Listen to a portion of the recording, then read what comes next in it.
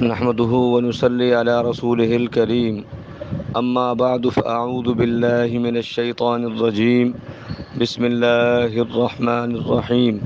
يا أيها الذين آمنوا اصبروا وصابروا ورابطوا واتقوا الله لعلكم تفلحون۔ اے ایمان والو، صبر کرو اور مقابلہ میں مضبوط رہو اور لگے رہو اور ڈرتے رہو اللہ سے تاکہ تم اپنی مراد کو پہنچو۔ رسول اللہ صلی اللہ علیہ وسلم نے ارشاد فرمایا، اللہ کے راستے میں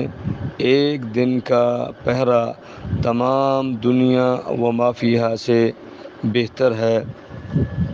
میں درخواست گزار ہوں تمام ذمہ داران مجلس احرار اسلام ملتان سے کہ 10 محرم الحرام بروز منگل کو ہونے والا